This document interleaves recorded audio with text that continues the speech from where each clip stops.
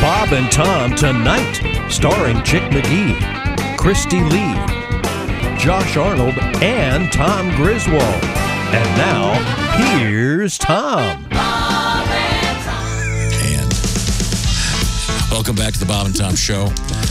Got some unusual things going on in here. I better explain right away. What? Let's see, first of all, the big room. We're socially distanced. Everything's cool. We've also got the UV scrubbers installed into the air system here. Yes. So our breath is somehow sanitized. I don't know what I'm talking about. The big room. This is Tom speaking. That's Ace. There's Willie G. That's Patty G in the other building on the TV. Over there in the big room with us in the IHateStevenSinger.com sidekick chair, it's Josh Arnold, and Christy Lee is beyond us. Hi. In that other room behind the glass. But the confusing thing is, if you're watching on YouTube, we have these full-size blown-up photographs on cardboard.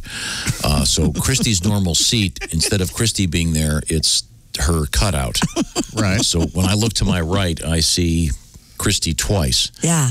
Lucky you. Yes. Very nice. And although cardboard Christy is wearing a rather low-cut shirt. Yeah. And Christy is not today. I can see your boob crack. It's called cleavage, Josh. Oh, boob crack. Boob crack. Yeah. Mm-hmm. That's classy. Yeah. Well, Mrs. Kennedy. Yes. I can't help but notice. I see your boob. Rather small breast is the boob crack. But it's not a boob crack. It's cleavage. You know what I'm talking about. Okay, so, and then there's one of Josh over there. That's Josh with the, it's not Josh in 2004. No, it's just Josh with a Van Dyke / goatee. Yeah, I sported the full beard. The full beard looks much better, I think. Thanks. Yeah, I like it better too. And then the one of the blow up of me is actually behind Mr. Godwin, which is very tiny. weird looking. And then the Chick McGee blow up cardboard is in there. And I want to thank our friends for doing this. They've been, I guess they've been printing these for lots of ball teams and stuff. Yeah. So let's see. We want to say special thanks to Sean and Maria for doing this. They do it at a factory called DS Smith in Lebanon, Indiana. All right. Thank you. Got these shipped here, so thank you very Good much. people, good company. Speaking of the cardboard cutouts at games. Yes. The Kansas City Royals are scoring some points for a creative cutout behind home plate. Some fans noticed they have a cutout of Bernie Lomax from Weekend at Bernie's in the crowd behind home plate. Perfect. Hilarious. Well, did you see last night? The Reds lost 13-0. The cardboard cutouts were booing. Yes, they sure were. I saw some storm out. Well, that is Wow. that is a bad game. Yeah. Yes, they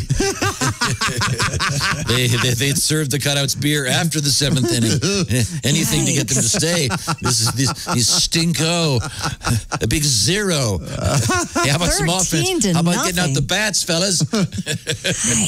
I'm surprised this with all the new rule changes with COVID and everything. I'm surprised they didn't do the Little League rule where it was 10 runs and all right, let's call it. No joke.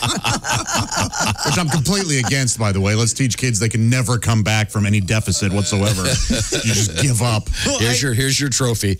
I hate that. That said, I just know there's going to be a weird asterisk next to the season, and I do think it's time we put in some novelty rules. The rule that you came up with, I think, is terrific. Which is that? If you make an error and you miss a catch, you lose your mitt. Yes, at least for one inning. You have to go back out there with no glove. When you go to extra innings, each team picks a celebrity that gets to play for their team as their designated hitter. There's a lot of fun things. I want to see Paul Rudd hit for the Royals. I want to see it happen. Oh, that'd be great.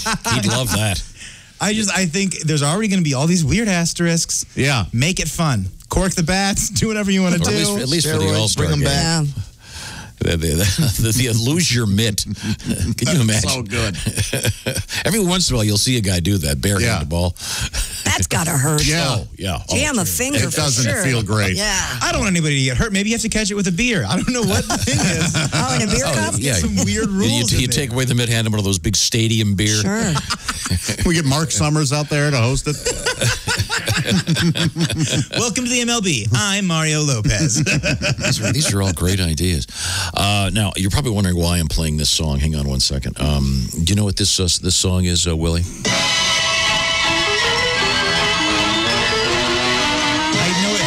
text. It's an old cartoon theme song. Here it comes. Here it comes. One of the greats. Yeah, it is. That should give it away. It's the Jetsons thing. Yes.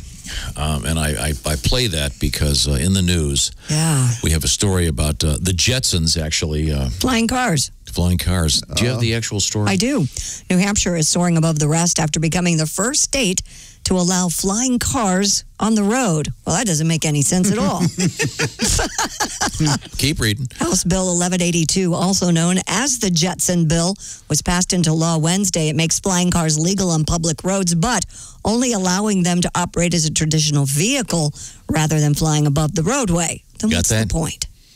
So you can drive your flying car To the airport, and then you can take off. I see. There are currently no flying cars Right. that the law would apply to, but I thought I saw one that Terrafugia I thought and I won Samson that Sky are the one reportedly that has working on it. it's sort of like a car. It's got wings Right. that fold back, and you can drive it. And they were going Yeah. to be for sale. Right. But yeah, they're not what you picture the flying car being. They're not really a Jetson car. Let's keep until we haven't perfected regular cars by any means. People can't drive on a roadway, let alone without. Well, this is like I Especially say, the these problem with days. flying cars again is like every other when that light goes on in your car, the one that's blinking. Yeah. You're gonna land when the engine light pops on in your flying car. You're gonna let. Well, I guess you're always gonna land technically. Yes. Yeah, one way or another. What goes up must come down. Yeah. Landing is not an option. So the people in New Hampshire, they just thought they'd get ahead of this. They just thought, we don't know when flying cars are going to come. But if they do, When they do, we're going to be the first. And they even had the balls to just call it the Jetsons rule. I love that. The fact that they have enough of a sense of humor. Here's of course the flying car sound. Hilarious. Yeah. Those were so cool. I love that show. Until we perfect anti-gravity, though, it's going to be pretty tough to do it. Yeah. Because you got to be going a certain speed to not be descending. That's the trick to flying cars. Yes. But, yeah, you're right, Christy. People can't drive on the ground. What makes us think that if we could fly, Have that would be... you noticed how bad it's really gotten lately? Yeah, anecdotal research on my part says people are driving worse than ever. I Right, believe that's right. true. I think it's mostly cell phones. I think it's anxiety, too. I think there's a People are lot just going. Yeah. A lot of pissed. phones in somebody's hands. You know my theory about this? I think that less people are getting in trouble for running stop signs because I think that when people get to stop signs, they want to check their phone. I think people are more likely to actually stop at a stop sign because they want to And give their phone a quick glance. Exactly. Yep. Wow, that's an interesting thing. It's a weird theory that I have. I don't know. Maybe it's all. Am I the only one that's not really checking my no, phone? I'm not. But when I I'm saying drive? every time that I get to a four-way stop, you just see people. But you know what I mean? I mean, I yes, I'm a better person for keeping your phone in your pocket. and Right. not You're doing the looking right- at it? Where do you Yes. put your phone when you're in the Most of the time, it's in my front pocket. And if you're overweight, you know that if you're sitting in a car, getting something out of your front pocket, impossible. It might as well be brain surgery. You can't do it. There's nothing you can do. You put it in your front pants pocket? Yeah, Me too. I always carry my phone in my front pocket. Why? What am I going to do? Put it right here where it belongs, right next to your left boob. Oh, my. Where it belongs. You're the only person in the world that wears two-pocket shirts. Well, I wear two pocket shirts all the time, but You putting them in them? nothing. Like Twinkie?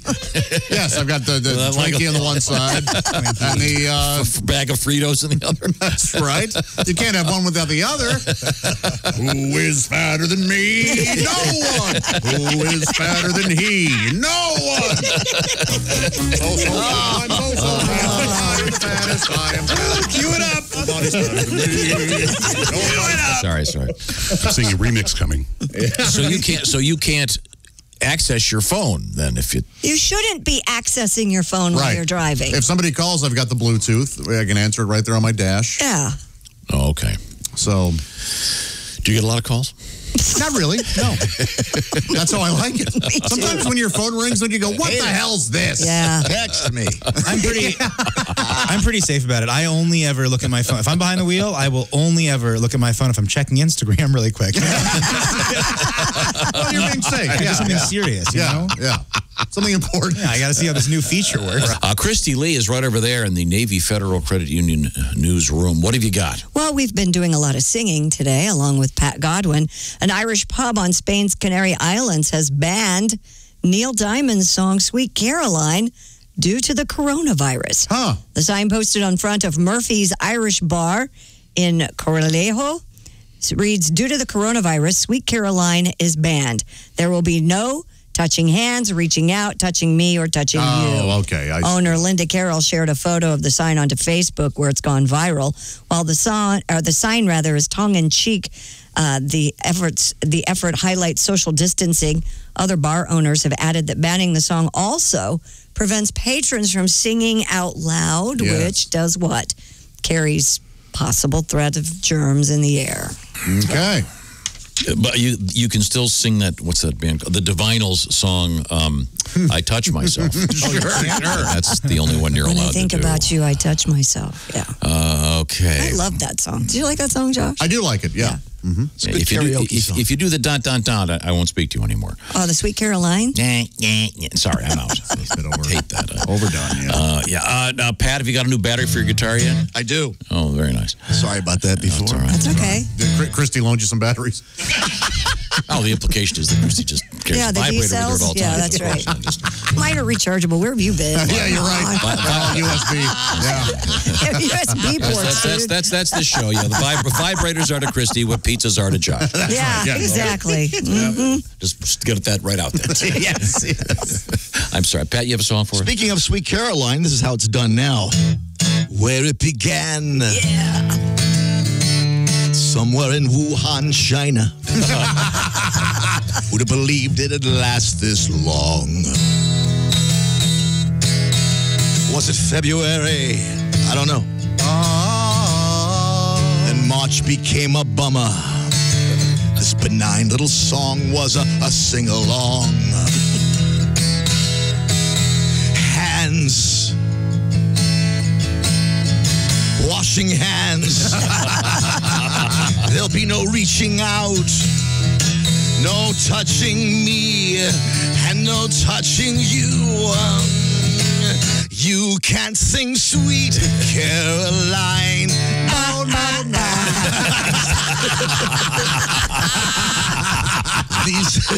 These times never seem so strange. So strange, so strange. Oh, I've been supine on my couch. We're all hoping times will change. When will they change? A little sentiment at the end. Oh, nice. That was great. Tribute to Neil Diamond. I loved it. And anytime you can get supine in a song. Yeah. Not even the chair. So even if you were in a bar having fun, which I know you hate fun, you even back in the day, you know, old Sig smoking Tommy, Yeah. you wouldn't sing Sweet Caroline. You wouldn't do the bum bum bums. No. Not a fan. I don't think the Bomb Bomb Bomb started. Did Beautiful Girls start that? The movie Beautiful Girls, where they all do it in the bar and then. Oh, I don't Or know. has it been around? I heard I've it been in the doing clubs it before that. Yeah, You I've did? been doing Okay. it for years. I'm a hypocrite about that. I hate the. I'm a hypocrite about that. I'll tell you why. Because I hate the dun dun dun live, and I also hate it when Jimmy Buffett fans go salt, salt, salt. Right. I hate that. Fins to the left, fins to the right. But when they do Moni Moni live, I like to do the filthy interchange thing. So I obviously have no standards. It's just Josh. random. There's certain things, like a Rocky Horror Picture Show. You Oh, go there, yeah. you yell at the screen. Exactly. That's fine. Yeah. There are certain pieces Not of me. media, not you. I You're stand up and go, hey, I'm trying to hear the film. furious. The auteur.